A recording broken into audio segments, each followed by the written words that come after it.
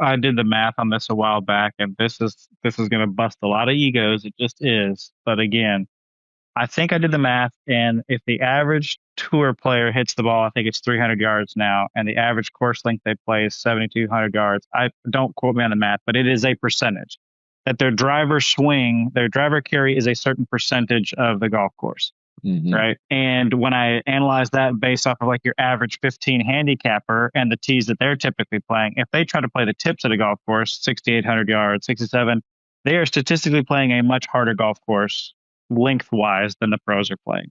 So every swing, every drive, every iron, every approach, they are 20, 30 yards farther back than a pro. And we know that as the pros get farther away from the hole, up to 200 yards is only 50-50 to hit the green. So now you're Joe Blow trying to break 80. Your driver goes 225 yards, and now you've got to hit a 195-yard shot into a par four because you're playing too far back. You have no chance to shoot at your potential lowest score because your potential is not matching this challenge of the course you're playing. That's why we have different tee boxes. Guys talk about that all the time. Like, humble yourself. Go hit the white. Go hit from the whites. But that's very hard for guys. I would imagine most of the people listening are guys. It's guys. When I go play, I'm hitting in the closer tee box. Just like, I'll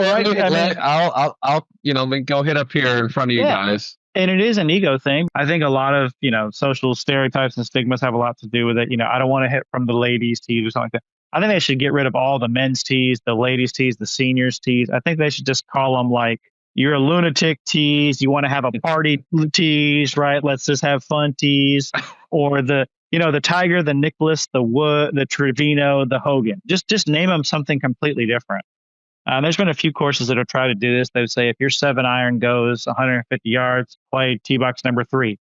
If your 7-iron goes 190 yards, play tee box number 10. Whatever the case might be. And I'll run the stats again. I'll do the math, the math I did on it. But it's just like they could. They're playing a harder game. If you're hitting 180 yards plus on every single par 3 or on every single approach into a par 4, you are hitting higher irons than the pros are on all of their shots. Because the pros have a lot of wedges, a lot of short irons into their par 4s, right?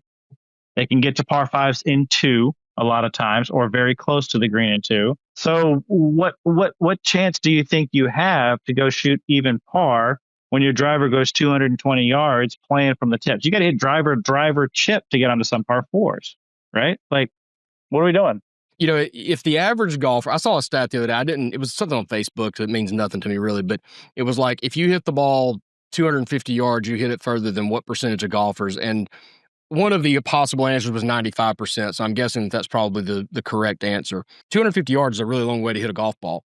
I've got a good friend of mine, he's a good golfer, and we go to Sully's, and he always complains that the carry distance is off, and it's because he only hits it 235 yards, 240 maybe. Our egos tell us we hit the ball further than we really do. But if you objectively analyze your game and look at how far you hit it, if you carry it 250 yards, that's 83% of 300 yards, okay? And if you take a 7,000-yard golf course and multiply it times 83%, you come up with 5,800 yards.